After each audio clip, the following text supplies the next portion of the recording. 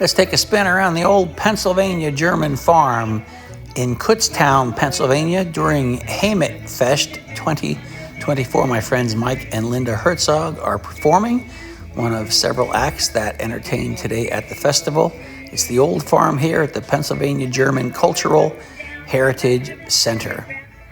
Great place. He knows me, he loves me, he holds me, he knows me. Oh, thank you so much. Let's do a Johnny Cash song for everybody, and everybody knows this one. We sang this one in German when we played in Germany, and we're going to do it in English for you here today. Love is a perfect thing, and it makes a fire ring.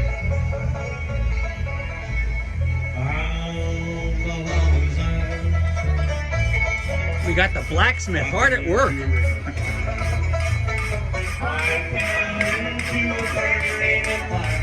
What are you making there?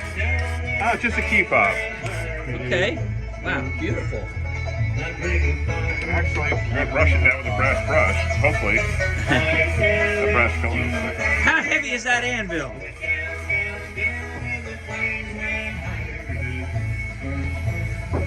Heavy. I don't know. I don't know. It's not the anvil I usually work on personally, but I would say it's probably over 200. Wow, amazing. Got your fire going here. And with the music playing in the background and ringing out throughout the farm, we take a look at some of the produce from the farm. Yes, we have the old outhouse there. Very important. Here's the 4-square garden. Of course, it's fall, so things aren't in their prime anymore, but there are a lot of beautiful flowers still there to be picked and harvested. And what a great thing it is to have that right by the farm in the kitchen.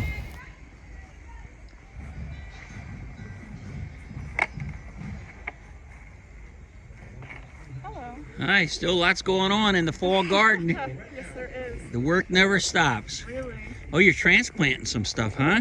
Yeah, I have this one at home and it's just not doing super well, so. What is that, Coreopsis? No, it's a Tango Cosmo. Ah, okay. Say it again. Tango Cosmo. Tango Cosmo. Yeah, it's all of these ones right Okay, here. yeah, right, yeah, sure. Awesome. Beautiful. There's a class that my professor is teaching that's part of the dye garden. So we harvest all of these plants to create natural dyes. And there's a class that's every other Saturday coming up next Saturday if you're interested. At KU? Yeah. Kutztown University? It would be right here. Okay, oh, right here at the farm. Yep. Okay, very cool. Awesome, yeah. Yeah, it's very interesting. Thanks. Hey, let's go in the old house here.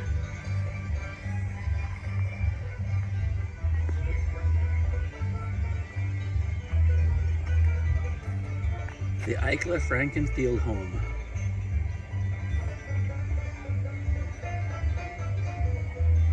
Let's go in. I think there's a trash can outside. We got ladies spinning in here. The old time piano. To get the fibers from the various sizes of spaces.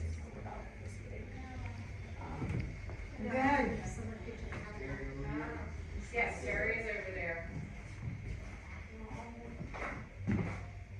There's your bedroom. Yeah.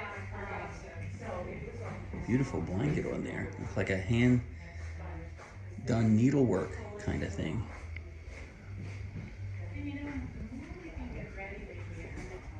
This is probably the kitchen we're going into now. Yeah, we're in the kitchen. That's why I did what I Wow. did today. Yeah. What's going on in the kitchen? Oh, you're baking bread by the fire there.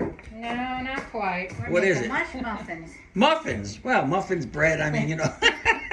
Mush muffins. Well, yeah, What is a mush that's the word. muffin? It's a muffin made with roasted cornmeal. A muffin And made then with. it's cooked on a griddle. Does it taste like cornbread? No, it tastes like an English muffin. Huh. Interesting. Wow.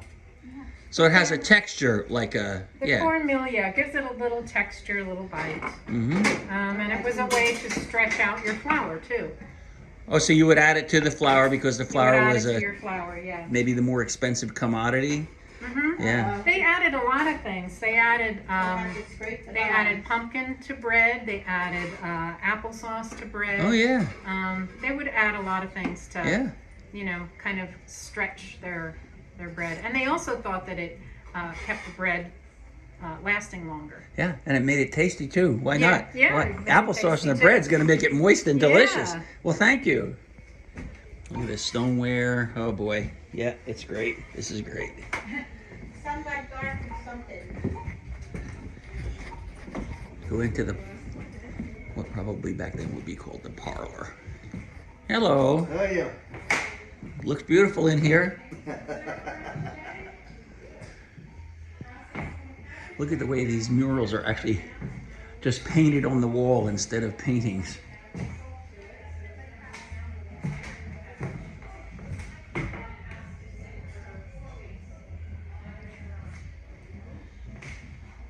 Really neat. All right, we'll go back out through this way.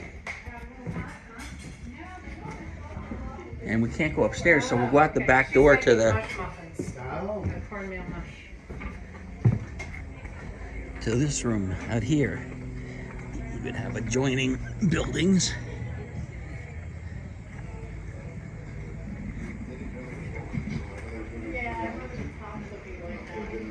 Just seeing what's in here. Ooh, you might have these big pots to render, like cook clothes or render lard or make soap or God knows what.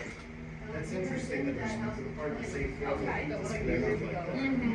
Yeah, oh, that's neat. Looks like they're making pies and cookies Still and around, or? The building is still there. Okay. I mean, he passed away in 1977. There's a Children sold it. oh well, here's another one of those, you know, houses outside of the other houses. Ergo, outhouse.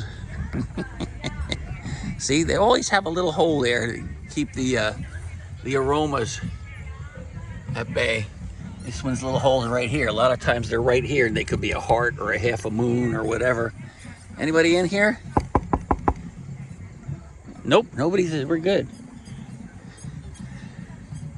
In these fields is where the potato project does its thing. They plant potatoes and then dig them up and utilize them for people in need.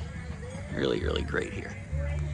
Scenes of the Pennsylvania German Cultural Heritage Farm. Same place the center is located. Kutztown, Pennsylvania. See some barn stars, or some might call them hex signs. Decorative art. There's the big old Sheridan barn. And here's the one-room Schulhaus. This is the Freiburger School. Let's go in. Oh, hello, hello, hello.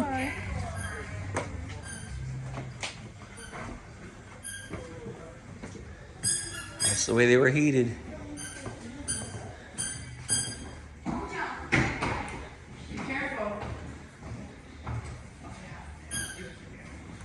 Jeez, are you old enough to remember being taught cursive?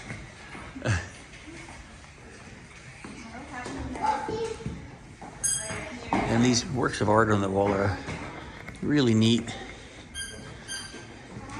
I think this is the work of Gladys Lutz. Really, you know, rustic, primitive art, but it speaks to you after all these years, all these scenes.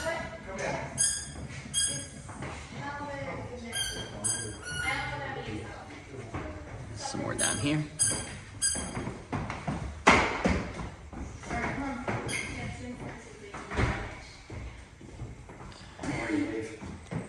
This is something I do every year. They have this beautiful field of flowers, and I just love walking through it. They have paths cut through it, you know, and you can hear the music ringing in the background. And if you look out there, you can see the Sheridan barn and the Fescht grounds on the farm.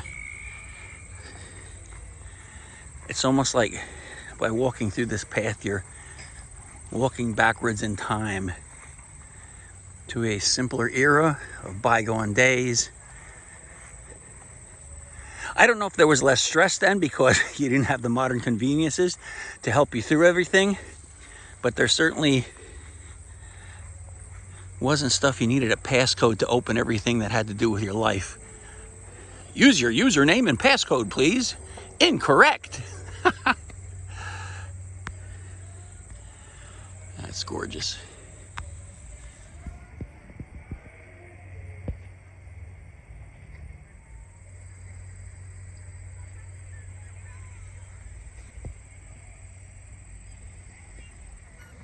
Let's go into the tin shop.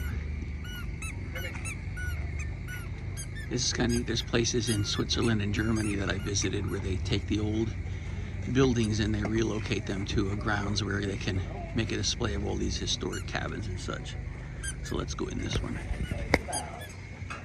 I'm pretty much a traditional tinsmith. I like to make the nice old folklore things, coffee pots. I make a lot of wall sconces, teapots. Hello. Hi. You see a lot of coffee pots, but you don't see many teapots.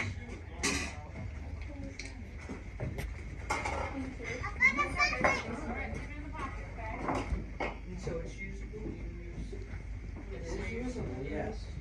Whenever I have to make something like this, I always use a low temperature silver solder, which is lead free. Now, when I make wall candle sconces, I stick with the lead contact solder. It works all the time. Another view of the Sheridan barn with various vehicles of work through the decades. That's a relatively new one right there compared to those wagons over here. Imagine it wasn't that long ago where people were traveling around our home county here, Berks County, by horse and wagon and stagecoach, and relatively short period of time in the overall scheme of things. And of course, Mennonites and Amish still use forms of wagons and buggies, carriages, whatever you want to call them, and teams of mules and horses to plow their fields. So that still goes on here. Wow, this is a heavy duty right here. It looks like a Conestoga type wagon. This is something you might travel a long distance in. See, they were kind of built like boats. See how it tapers up in the back and in the front down here? So if you were lucky, you might be able to ford a stream or a river and keep on moving west. Whew, boggles the mind what the pioneers went through.